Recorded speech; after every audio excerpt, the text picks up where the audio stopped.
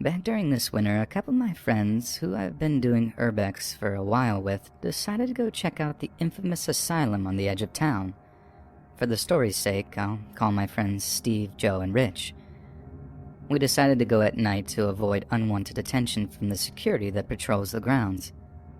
Driving up to the place, you can truly see what 30 years of abandonment can do to a building. Vines growing up the sides, busted out windows, animals claiming the building is theirs, and, of course, the graffiti. Steve parked his car behind some brush to remain hidden from the street. We started to walk to the patient housing and treatment building. Only brightened by the moonlight, we could see the beautiful early 1900s architecture of the 4-story building. As our group climbed under the joke of a fence, we went to the entrance and put on our respirators. As we opened the old paint-chipped door, we instantly saw a looming staircase that went to the first floor. Once we climbed the stairs, we noticed that it led to the dormitories, but the staircase kept going up 3 more floors. I came up with the idea to split into groups of 2, so we could cover more ground and try to find something cool. So me and Joe, the 2 youngest of the group, decided we would venture up to the 2nd floor while Steve and Rich would explore the 1st. We gave each other good lucks and headed up to the 2nd floor. Using our phone's flashlights, me and Joe were able to make out the words, "Patient Treatment and Offices" on the old metal door. To our surprise, it was unlocked, and we found ourselves into a long, never-ending system of hallways. Most of the rooms contained old hydrotherapy bathtubs and showers. We stumbled onto the Urbex gold mine. We were so anxious to explore the rest. I noticed Joe stopped walking as if he was listening to something. I said, "Joe, what are you—" until I was cut off by Joe shushing me. He then pointed to his ear and pointed below us. I stopped to listen and could make out a faint voice of 2 men humming. I told Joe, "It's probably just Steve and Rich." It was at that moment we both turned our heads to the door that we had entered after hearing the metal door slam shut with force. "Steve?" Joe said nervously. The only response we got was more of the humming no more than 10 yards away. This was our cue to get out of there. We sprinted down 2 long winding hallways and all the while could hear pounding steps behind us of at least 3 men. When we got to the end of the hallway, I could make out an old fire exit sign with the glow of my light. Me and Joe barely made it to the door and slammed it shut. Through the small busted pane of glass of the door, I could make out 3 dark figures of at least 10 feet from the door. We found the stairs and pretty much jumped them all, then bursted out the exit. I don't think me and Joe have ever climbed a fence that fast in our lives. We didn't stop running until we got to the car. To our surprise, Steve and Rich were both sitting in the front seats. We screamed for them to unlock the doors and frantically told Steve to drive away. Steve, looking confused, drove away, leaving that nightmare of a place behind us. Rich wanted to stop and get coffee. During this time, they told us what they experienced. As me and Joe went upstairs, Steve and Rich entered the dormitory space. They checked out a couple of rooms, but said that they were all empty. So Steve went to call me to check if we found anything cool, but it went directly to voicemail. So Steve and Rich figured that we had just left due to the building already being looted and went out to the car. When me and Joe asked if they heard humming, they just looked at us as if though we were crazy. That was the first time I went to that asylum and will most certainly be the last.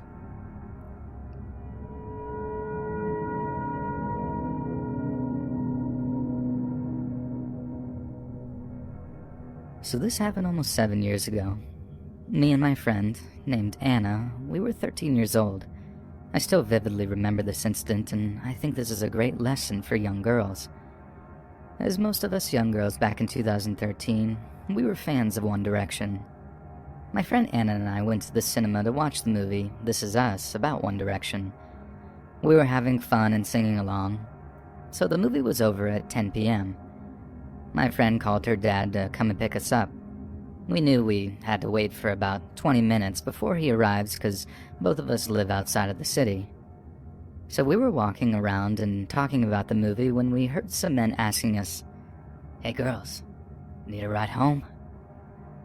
We just kept walking, pretending we didn't hear anything. A few moments later, we stopped and waited for her dad in a lighted area because we thought it would be safer that way. Then the same men came again and stopped their car right in front of us. At first, I was irritated to see them again, but then fear kicked in. The guy in the passenger seat said, "Come on, girls, get in the car. We can give you a ride home, or even better, you can go to our place and have some fun." I was shocked hearing that because they looked to be around 30 and we were only 13 and definitely didn't look older than 13.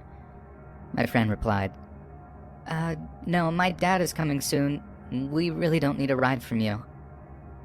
Suddenly, one of the guys stepped out of the car and was coming to us. We started shouting to go away and screw off. Then the guy came to me, grabbed my arm, around my upper arm. All kinds of things went through my head, like what they will do to us. What if I don't see my family again? All in that instant. I knew I had to do something if I don't want anything bad to happen to us. I managed to squirm out of his grip and we started running. And finally we saw that her dad is coming and she said it out loud so that they could hear it. After that, they just bolted away, back to their car and drove off. I can only imagine what they would do to us if we had agreed to come with them, or if the other guy came out of his car and put us both in the car. And that's my story of almost being kidnapped and who knows what else. Always be prepared, girls, and always check your surroundings.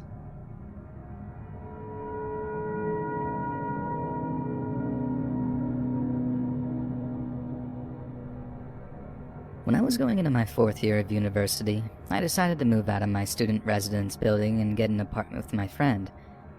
It was always a scramble to find a place in the small university town, but we found a small apartment and quickly placed a deposit on it.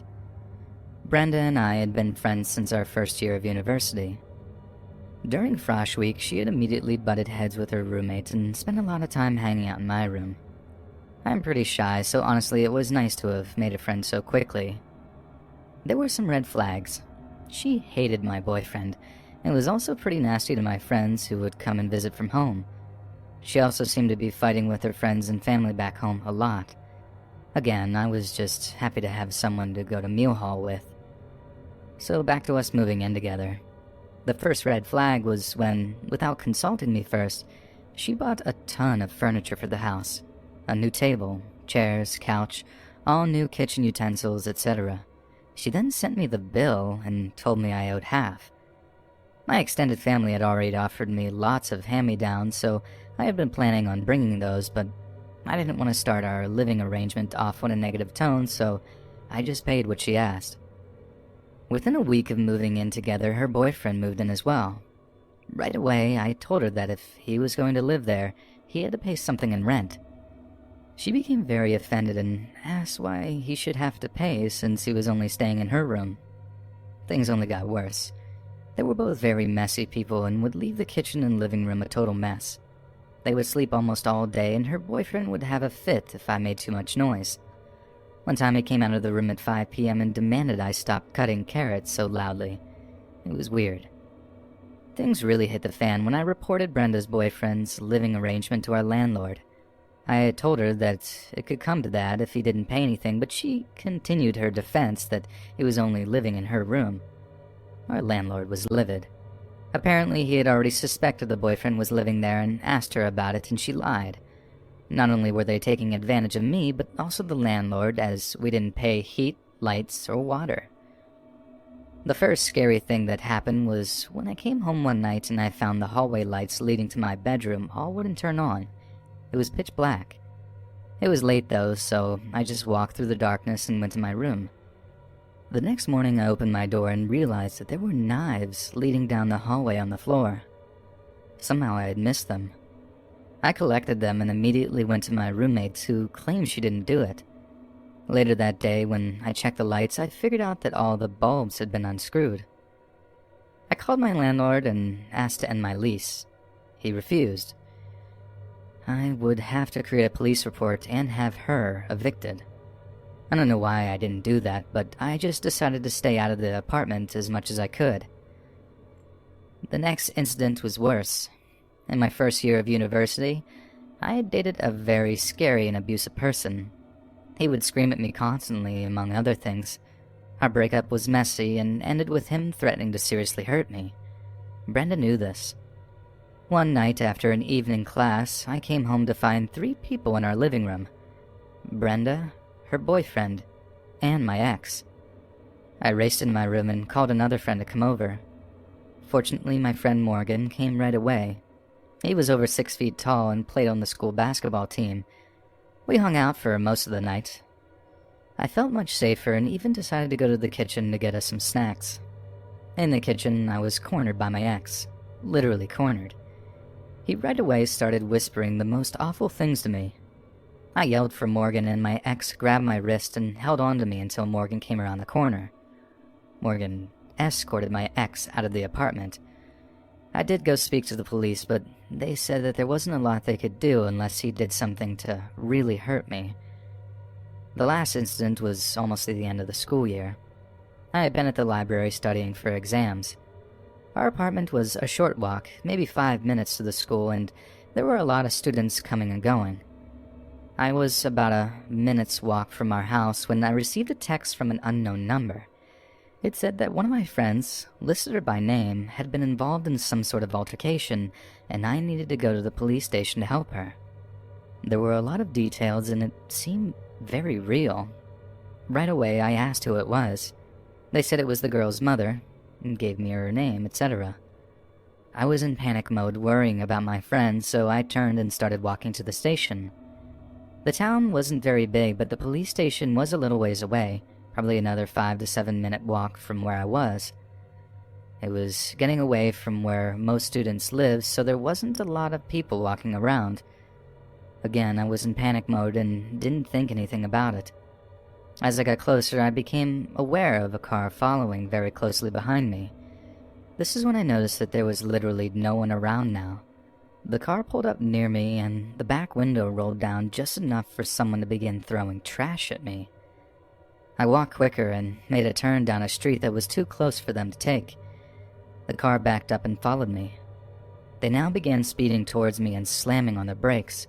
They started flashing their high beams and yelling some pretty nasty remarks out the window. I'd had enough and started to run to the police station. The car ripped up next to me one more time and 3 guys in hoodies jumped out. I pulled my phone out and started waving it around, yelling that I was streaming it online while calling the police. I was really only calling the police. That's when I heard Brenda's voice come from the car. "She isn't." This is when it hit me that the text was definitely a fake. When the group heard the 911 operator's voice, they jumped back into the car and took off. I went straight to the police station and reported what happened. No surprise, they said that the group hadn't really done anything and there was nothing they could do except issue a warning. Thankfully, my sister lived about an hour-and-a-half drive away, so I stayed with her for the rest of the semester and just drove to my classes. It was a pain, but I'm quite sure that it was better than whatever Brenda and her boyfriend had in store for me.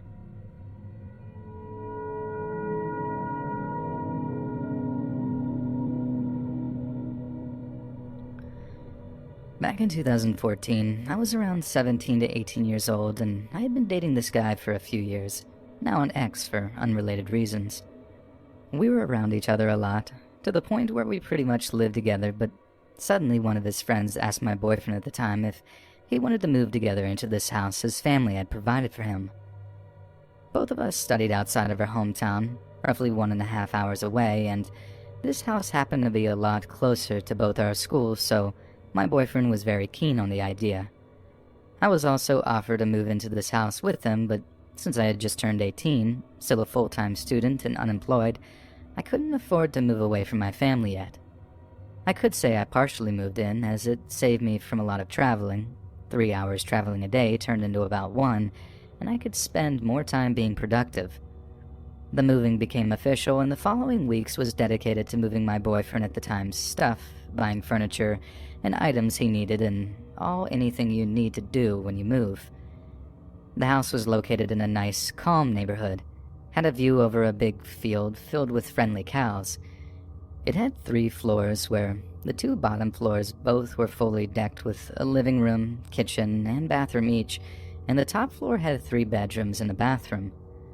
We lived on the first floor, while our friend that we moved in with had a younger brother who moved into the second floor. The third floor was shared with each of our bedrooms. The house was old but relatively nice and had good size to it. Additionally to that, our floor had a sauna, which, at least to us, seemed like luxury. After some weeks, we were finally done moving, and we decided to host a party to celebrate this new chapter of our lives. Our friend's younger brother on the second floor decided to host a party on the same date. Me and my boyfriend at the time and our friend hosted a closed party. Legal drinking age in my country is 18, only inviting our closest friends. We started with a chill drinking game to get the mood going, while listening to diverse rock and alternative music. Meanwhile, the guy living on the second floor hosted an open party. It didn't take long before the first problem started to occur. The party upstairs had so many attending they started to come down to our floor to use the bathroom, trying to hang out with us and stealing our drinks. We just started by telling them that this floor was off limits and that they had to go back upstairs. Our friend decided to go up to his younger brother to talk to him about it, but was shocked to see and hear what was happening. People were breaking things, harassing our neighbors, throwing trash into people's gardens. Not very unlike any party with drunk people, but we still thought it was starting to get out of hand. After a little, I had to go up to our bedroom on the third floor to grab a few things. The third floor was filled with people, and I had to get firm and tell them that there was nothing for them to do on the third floor and that they had to leave. Message went pretty much unheard. Suddenly this girl, probably about my age, came up the stairs crying her eyes out, walked right past me and entered the second floor guy's bathroom. I decided to follow her, and I immediately started to get scared. The room was full of smoke, had a small fire in one of the corners. People were either running out or just sitting there like nothing. A group of people tried to comfort the crying girl, and the entire situation started to get bizarre. I ran back down to our party and told my ex and our friend about what I had just witnessed. They both ran up, with me coming up backing them, and started to throw people out. Even while actively trying to throw people out, people kept trying to enter the room as if though there was nothing going on. We managed to stomp out the fire, open the windows to air out the tightly packed smoke, and finally, the third floor was empty. We came to the conclusion that this party had to end, and we went to the second floor, yelling that we had called the police to scare people away. At this point, we actually hadn't called them yet. To us, it seemed like the only way we could get our point firmly enough for people to get up and leave. Most people left, not minding it too much, but there was one guy who was extremely unhappy for it. Started to fight our friend, and eventually we got him out. Finally, everyone was gone besides a few people that were going to stay there, and we went back down to our own party. We decided to make it into more of a chill evening with games and music more than a party at this point, and even though we were a bit stressed about what had happened so far, we continued the evening like nothing. Suddenly our friend's younger brother came running down, telling us that the guy who didn't want to leave had called a group of people and they were on their way to beat us up. This wasn't just any group of people. They were well known around the nearby towns and had a very sketchy reputation related to drugs and gang activity, and if anyone had enough beef with anyone, they were the people they would contact. We immediately freaked out and called the police. The police didn't seem to care at all and told us that they would eventually send a few cops if they were in the area. Apparently nobody was in the area. As time passed, we called them several times to try and communicate how serious this was and how scared we were. With lack of police response, we decided we had to prepare ourselves for the upcoming events. Me and the 2 other girls at the party were told to go into the sauna to hide. With us, one of the other girls' boyfriends came to help protect us. The other boys at our party started to gather items they could use to defend themselves. Planks, curtain rods, or any long, hard objects was their choice of defense, and when ready, they started to station themselves at the various entrances the house had. The few of us who were in the sauna continued to call the police to tell them that we had gone into hiding. Some of us were ready for an attack and that we'd really like to get the police here. They finally told us that they were going to send someone for sure after we had called them over 40 times in the last few hours, but it was almost too late. We were sitting in the sauna, freaking out for what seemed like an eternity at this time. Since I was hiding in the sauna, I was not there to witness what went down outside, but being told this over and over from all the different guys, I think I had a good overview of how it went down. Suddenly, a random guy who attended the party earlier came running to the door yelling for help. He kept knocking on the door, ringing the doorbell and yelling. After a little, one of the boys concluded that he was probably chased by the gang coming for us and we had to let him in. As soon as we opened the door, a different person who was out of sight suddenly punched him hard on the face and knocked him down. The gang was already standing there, ready to enter an attack, and around 10 people entered the house. They were equipped with knives, brass knuckles, and other various melee weapons and started to fight our boys. While fighting, our boys yelled that the police were on the way. They kept on attacking as if they knew that the police here weren't any good and there was nothing they could do. Finally, sirens could be heard in the distance and the gang decided to leave. As they left, one of them stopped for a moment, telling them that they'll be back and the house will be fully ablaze. The feeling of relief I felt can't be described when familiar faces entered the sauna we were hiding in, telling us that it was over and we could come out of hiding. But it was still too early to celebrate it being over. While most of the boys got away with minor injuries and cuts, 2 of us got sent to the hospital with severe concussions, broken limbs, and potentially internal bleeding. The police apologized for not taking us seriously. They managed to catch a few of the gang people while they were walking away from the scene. We also had the name of the guy who called them and informed the police. We wrapped things up, filed our police report, and called our parents to come pick us up. We refused to stay at the house even for one more night. We all camped at one of our friends' houses and tried to calm down with some games and movies there, but it was clear that we all had been very scared of what went down. The 2 guys who were sent to the hospital both luckily survived, and got compensation from the guys who were caught, including the guy who called them. All of the ones that got caught got away with doing social services and paying compensation, but if you ask me, some of them should have gotten stricter punishment. To this day, I still imagine how the scenario could have gone if the police didn't take us seriously in the end. The beatings could have been much more severe, and not to even mention, what if they were to find the 3 helpless girls hiding in the sauna with no way to escape? I'm forever thankful that this didn't end up worse than it did.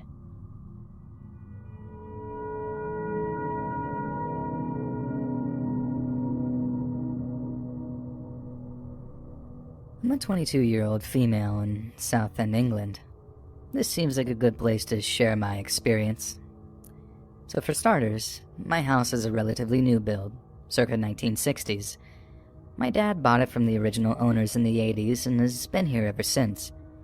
When my mom fell pregnant with me, there was no longer enough room, so there was an extension built to the side, mid-90s, and it's that newer part that has always felt uncomfortable to me. Also worthy to note is that now, it's just my dad and I living here. He works long days, and I do shift work, so it's quite often I'm home alone for long periods of time. As a young child, I remember having vivid nightmares most nights, and I was terrified of sleeping in my room. Not uncommon, I know, but my fear was quite specific to certain dolls I had in the loft space above my bedroom. I would see the dolls move, again, product of fear most likely, but was too scared to move them into the loft because I'd hear them scratching around up there. As an adult, I have an interest in the spiritual, but mostly try to look at things scientifically. Now, my real experiences started a couple of years ago. They happen almost in sequence. The first experience was when I was home alone in my room. I could hear the floorboards outside my room creaking like someone was walking around. I assumed my then boyfriend had come in and was trying to scare me. Not to be a killjoy, I decided to pretend I hadn't heard it and ignored it. A few minutes later, I was still hearing it, so I opened my bedroom door to see what was going on, and of course, there was no one. Almost as I opened the door, the creaking stopped. That happened twice more over the next couple of hours. I rang my then boyfriend, who was at home, just to make sure, then went downstairs to make sure I didn't have an intruder. Getting into my kitchen, there was a knife on the counter. I know absolutely that it wasn't there before, as I had done the washing up earlier in the day, and the knife wasn't even one of the items I'd washed. Sensing it was some kind of sign, I kept the knife with me until my dad got home. Roughly a week after, the start was the same as before. Hearing footsteps, no one there. I went downstairs, and this time, 5 of our cupboard doors were wide open. A few days after, my dad is really strict about certain things, and ever since I have had a key, it's been drilled into me to double lock the front door when I leave the house. I've never not done it. In this experience, my dad came home from work whilst I was out to find the front door wide open. He was mad at me, and I insist that, like always, I lock that door. At this point, I'm beginning to worry we have someone living in the loft or garage or something. I've asked my dad to do checks around the house, and of course, we don't have anyone else living here. Now, I was home alone and on the phone with my mom. We were chatting, and I'm sitting in the dining room, the newer part of the house, and she suddenly says, "Who's there with you?" I say, "No one." She says, "No, seriously, who's there? I hear a man's voice." I'm completely alone, but she's so convinced that she just heard a man talk into the speaker that she drives to my house straight away and does a check for me. My mom is the last person who would play a prank like that. She would never try to scare me. My then boyfriend is an absolute non-believer. I'm kind of on the fence, always trying to come up with an explanation, but he straight up tells me I'm stupid and shuts me off whenever I've told him what's happening. One morning I go to work when he's stayed over, leaving him in my house alone. He hears a man's whistling coming from downstairs and naturally assumes it's my dad who came home early. He decides to go downstairs to say hello, still hearing the whistling as he's coming down, and there's no one there. That skeptic of a man left my house immediately. My mom believes about the same amount as I do, so I've kept her up to date. I don't bother telling my dad anything as he's another to brush it off. My brother, who doesn't live with us, is another complete skeptic, so I don't tell him either. My mom decides to tell my brother about it, unbeknownst to me. She always felt anxious and off in this house when she lived here, but never said anything and decided to ask my brother about it when he lived here. My brother has 2 stories to tell from living here. He lived here up until he was about 15, and since he started school, most nights he would roll over and face the wall because a pencil on his bed table would rhythmically roll back and forth like someone was pushing it. It never did it any other times, and it's something that stuck in his brain as a kid. And this is the big one. Hold your horses. This. When I was 2 and he was 10, we went on a holiday to visit family in Mauritius, getting picked up by a taxi at 6 a.m. to go to the airport. My brother woke up at 5 and was getting his things together. He was grabbing some things off of his windowsill and happened to see our neighbor in the garden. He looked up at my brother and smiled and waved. He waved back and thought nothing of it. When the time comes, he's putting his suitcase in the taxi and our neighbor's daughter comes out to wave us off and said, "Sorry to tell this before you go, but I thought you should know that my dad died in his sleep about 11 p.m. And it makes my brother go cold to this day to think about it. He remembers exactly what our neighbor was wearing when he saw him, every detail of his smile and wave. But this man was dead.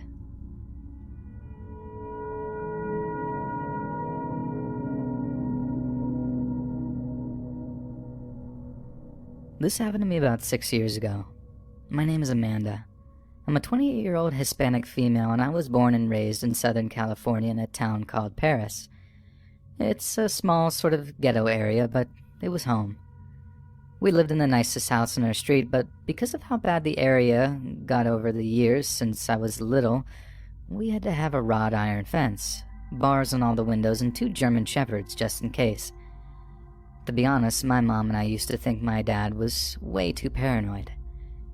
Growing up, I used to walk up and down the streets of my hometown with friends, and even though it wasn't the best area, nothing ever happened that made me feel unsafe, until this happened to me.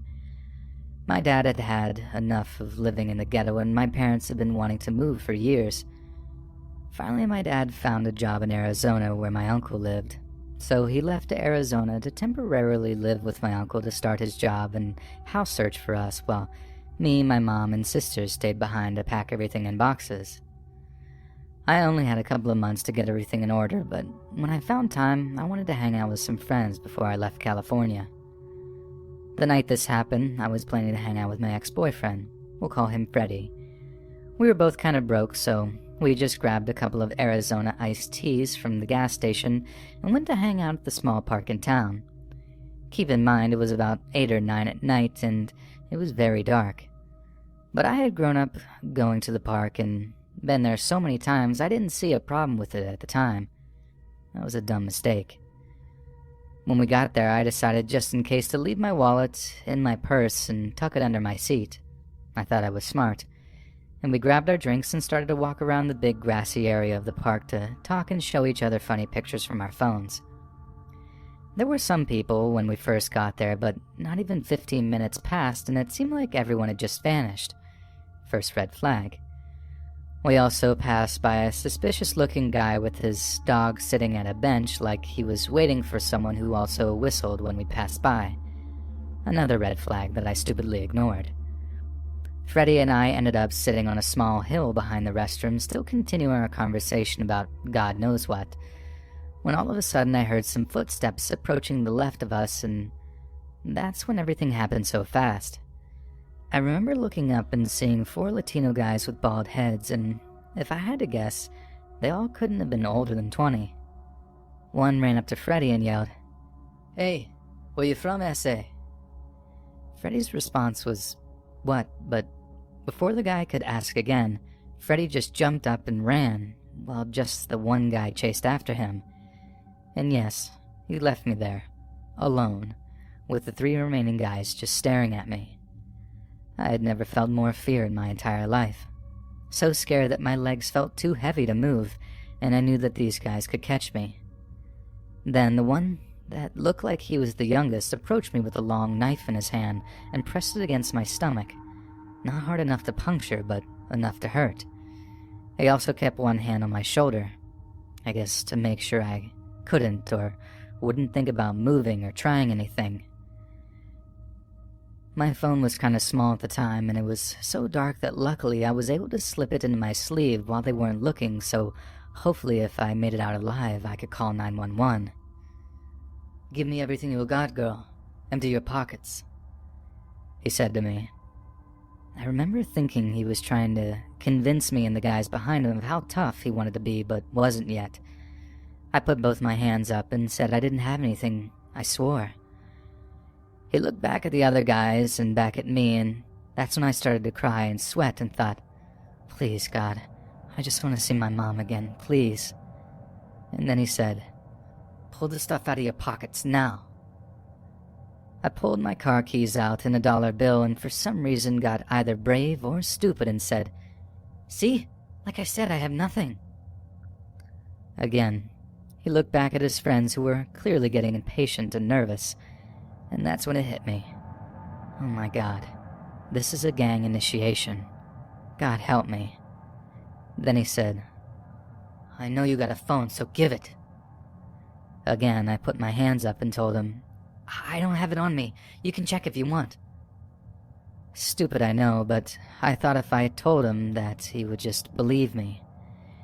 He didn't, so he checked my pockets of my sweater, and I kept thinking, "Oh God, if my phone rings, these guys are definitely going to kill me." Finally, the guy who was chasing Freddie ran back, but no Freddie. I'm guessing that was their signal to get out of there, because all of a sudden the guy grabbed my keys and the $1 bill, gives me a shove, and then they all took off running, scattering in different directions of the park, I'm guessing as planned.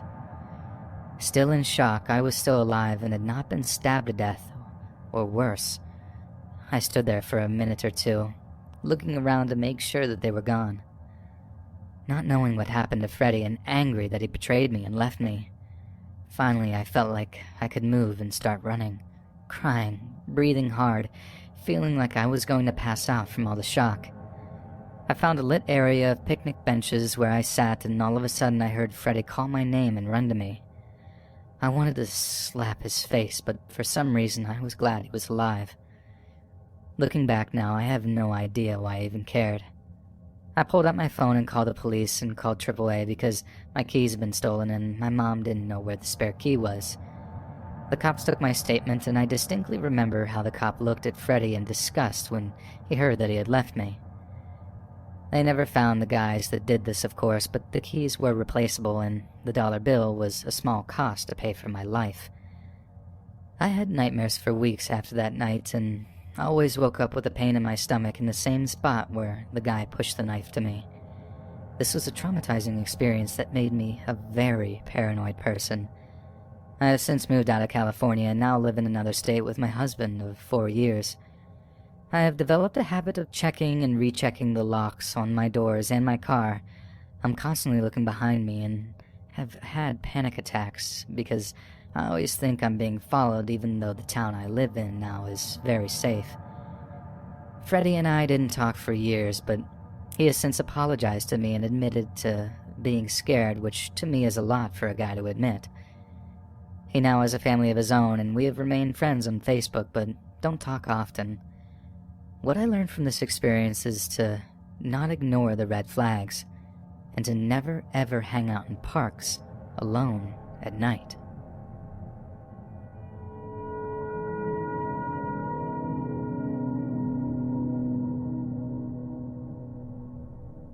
This story is going to sound strange to anyone who isn't spiritual or doesn't believe in demons. I encourage you not to skip the story because maybe you'll learn something from it. And it is 1,000% true in what we experienced. So be warned now, but I know what many others and myself have experienced. I accidentally exorcised some demons from someone, which is the theatrical term for it, but we call it deliverance at church, usually. And it was terrifying. I just recently figured out what the Holy Spirit can do in my life personally, speaking in tongues, when I'm praying, just me and God, not to a whole room with an interpretation. Miraculous healing and prophecy are the things that I didn't know were true outside of the Bible, too, until I received those gifts for myself.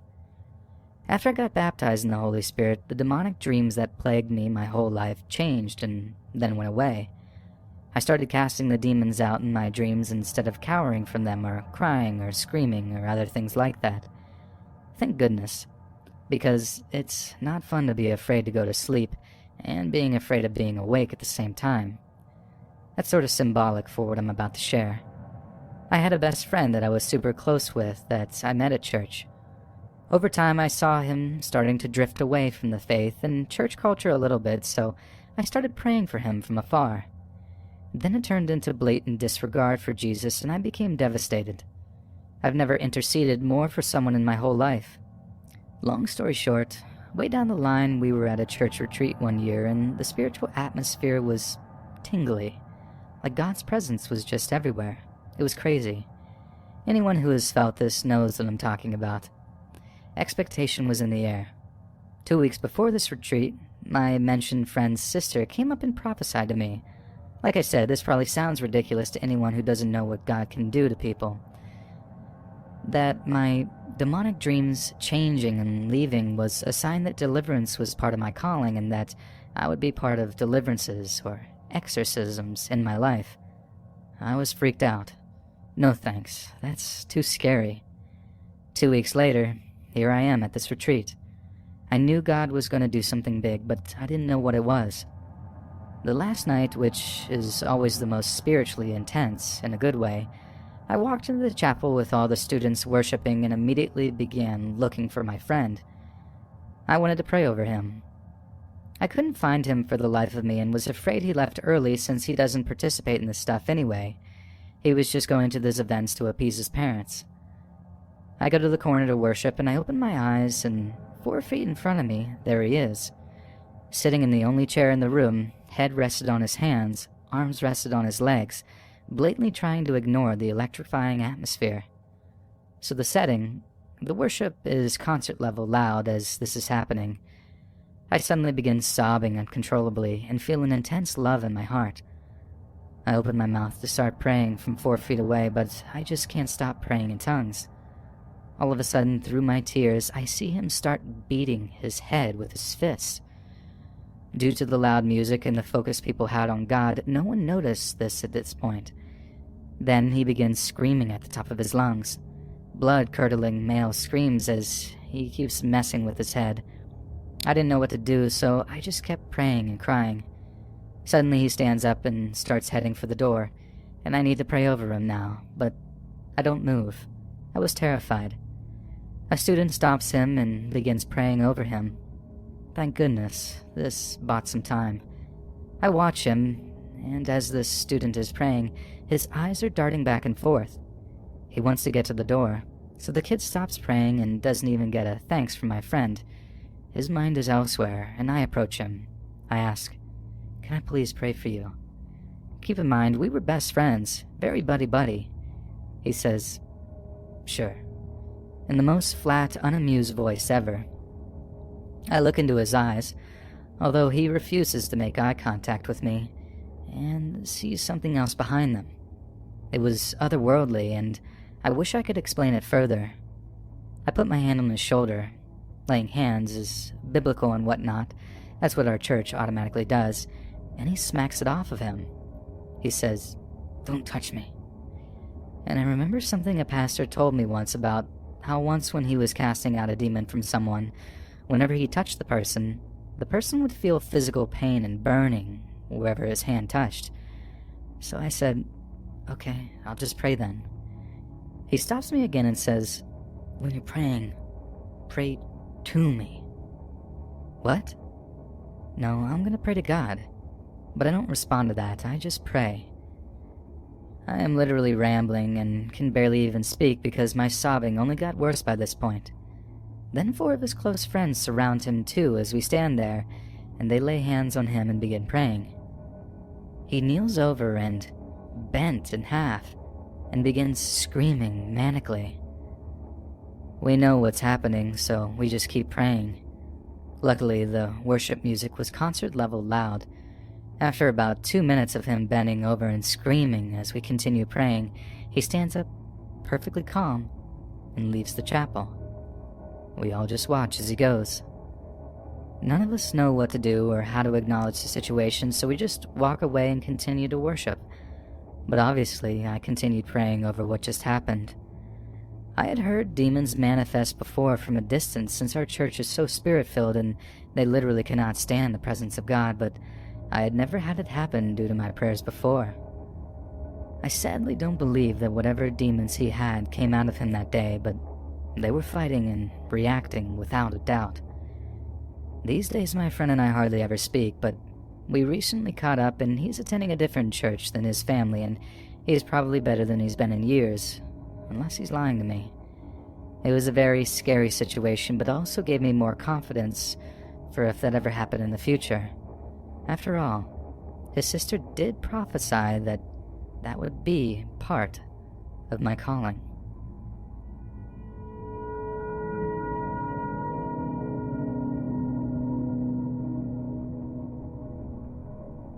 I'm a 26-year-old female from Michigan, but I was 20 at the time this took place. I live in a safe town, and I was working at Walmart in the next town over, which is an even safer town. I work midnights because I am definitely not a people person. Every day I would go home on my lunch to see my new puppy, who to this day has kept me going through countless problems in my life. Working midnights, there were basically no cars on the road when I was going home on my lunches. I was, when I was 4 miles from work at a stoplight, that I noticed a car had been behind me for a mile or two. I drive like a grandma and always go the speed limit, so there wasn't a reason for someone to stay behind me with clear open road all over. I keep on my way home. The car is still behind me another mile. I thought, okay, that's weird, but maybe coincidence. I then had to turn on a side street that only had neighborhoods along either side for about a mile. You guessed it, The car turned too. I started to get worried but still brushed it off. Maybe they lived down that street. It was then I turned into my neighborhood I started to lose it when the car was still following me.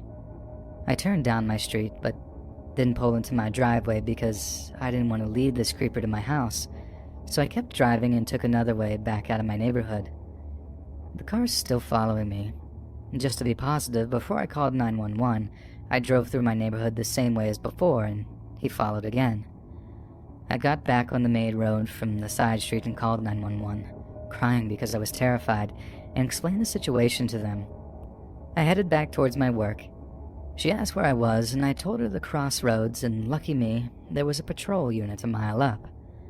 She stayed on the phone with me and told me to pull into the 7-Eleven at the crossroads the police were close to. The car pulls in after me too. The dispatcher lady told me to turn my hazards on so the police know which car was which. The car must have seen the police car and tried to leave. Not today, buddy. They stopped him on his way turning out. I just parked in a spot, crying hysterically. An officer comes over and asks if I know Michael Stonebreaker. I say no, I don't. The officer continues to say that he has a good amount of illicit substances on him and this isn't his first arrest, so he'll be going away for a while. Why did he follow me? What was his motive? The officer also said the creeper said he was following me because he thought I was his friend. Why didn't he pull up to me at the red light that we were stopped at? Why wouldn't he have tried to get my attention somehow? That was a very terrifying experience for me, even if it doesn't sound scary to some of you. This taught me a very valuable lesson though. Please pay attention to your surroundings, day or night. Anything can happen anywhere, even in a safe town.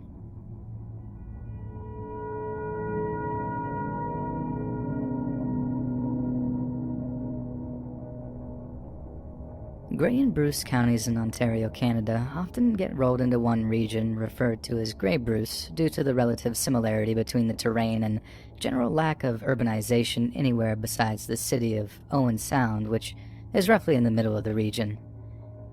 It's not an area known for any kind of mysterious happenings, as it is a pretty sleepy place inhabited mostly by farmers, sweet old ladies, and drug-addicted teens. The only notable exception is the Blue Mountains on the far east side where Grey and Simcoe counties meet. This area is a tourist hotspot, but the rest of the region is just your typical boring farm towns where nothing ever happens. This is why when sightings of UFOs in the area started popping up, I just chalked it up to people suffering from cabin fever due to the ongoing pandemic.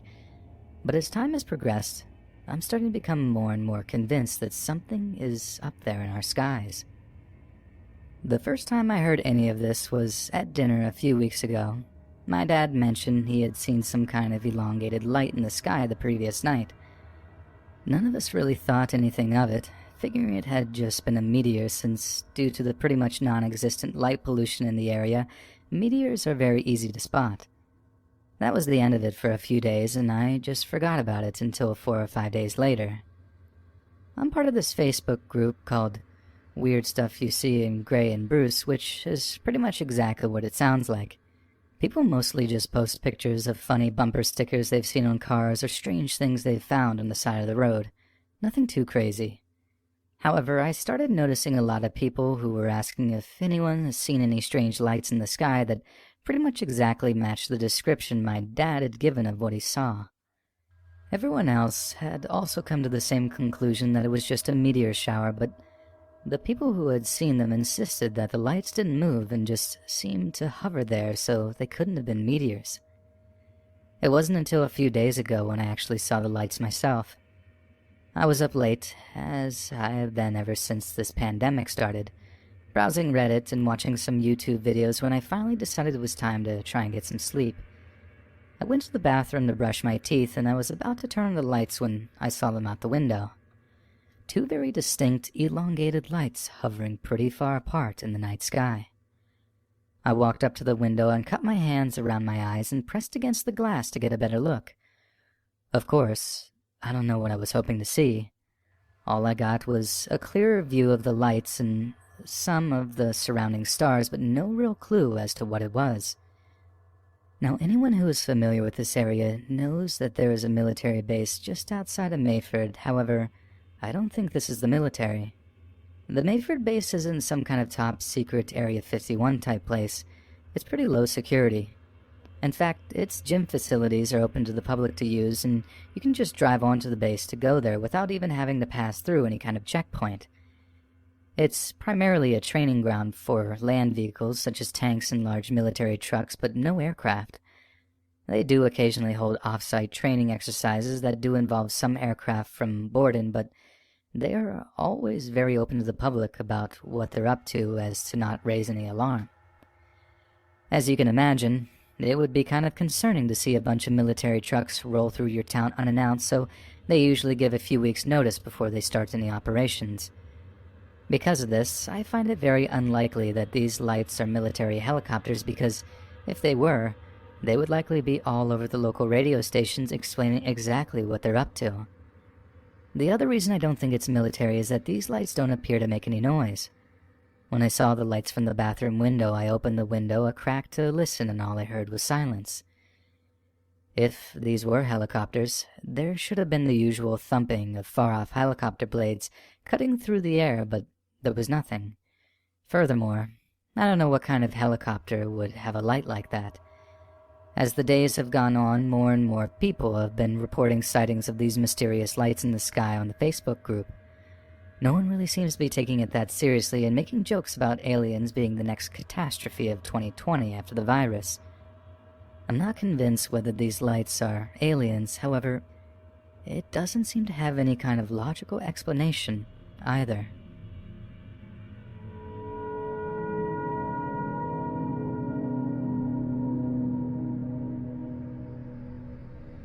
The following story happened when I was about 16 years old, and still to this day, I reflect on it from time to time. A bit of background. I live in Australia, and I live reasonably close to the Royal National Park where this story takes place. If you aren't familiar with the park, it is a large area over 100 kilometers in space with winding roads and nothing but bushland that are quite fun to drive through. On a night like any other, I was doing just that. I was a passenger in my friend Ash's car, and my brother Lucas was with us. It was approximately 1 a.m., and we were driving deeper into the park as we had done hundreds of times before. As we came quickly around a bend in the route, we were face to face with a girl, standing at the edge of the road close to one of those barriers, as we must be near a cliff. She looked to be in her teens. Her age, I couldn't be sure. Though this sounds cliché, I swear she was wearing some kind of white dress and was pale-faced. I am an avid horror movie fan, so I understand how all this sounds. Her immediate appearance wasn't what was concerning to us. We had stopped virtually in the middle of the road, and the car headlights were shining directly on her. We became uneasy when the girl didn't blink, flinch, or move a muscle despite facing us directly. I remember wondering why she would be out here standing in the pitch-black night. I can't remember if my brother or our friend suggested it, but someone said, "Should we help her?" In that moment, so many questions were racing through my mind. I think I was the first to speak and said no, firmly. As much as I wanted to help, I reasoned with the boys, saying that if she was in trouble and needed help, she would have indicated it by now. I also suggested that it could be a trap used to distract us and someone could be nearby to attack us if we aided her. After what felt like hours, though really it was only a minute, we got out of there. We had to drive past her to continue our route and couldn't do a U-turn or a three-point turn because the road was too narrow. As we drove past her, I was in the back seat and turned my head to watch her. I still get chills when I think about this, but the girl's head turned slowly in sync with the car's movements and watched us drive by. I kept my eyes on her, and still she didn't blink or move as the light around her started to dim, until she was in the darkness again and I could no longer see her face. Oddly enough, the three of us didn't mention it the next day or for a long time. At least I don't remember having a conversation about it with Lucas. It was only a few years later, when I had started to question if I had dreamed it, when I asked my brother and our friend if they remembered that night. To my horror and somewhat relief, they did. They recalled the details as I had recalled them, so I know it was real. Over the years, I have wondered what became of her. I regret not going to the police, and you may ask why I would even go to the police if she had done nothing wrong. Truth be told, there are no residents that deep in the park, and she was a good hour's walk or so from the nearest highway. So I simply wonder if she was a ghost, a lost, catatonic girl who needed help, or maybe she was something more sinister. I have gone back to the park several times since, specifically to find the girl or see if there is a common occurrence. I have researched online for any clues as to who she may be. On one drive when searching, I said to a friend of mine, Nick, who was happy to come along, that there could be bodies in the bush and no one would ever know. A week after I had said this, the dead body of a man was found a few feet away from the road in the bush by a motorist who had stopped to relieve himself. It was in the news, and it makes me wonder how many people are out there in that park, but most of all, I just wonder, who was she? Hey friends, thanks for listening. Be sure to subscribe and click that notification bell to be alerted of all future narrations. If you got a story, be sure to submit them to my subreddit, r/Let's Read Official, and give and receive feedback from the community, and maybe even hear your story featured on the next video.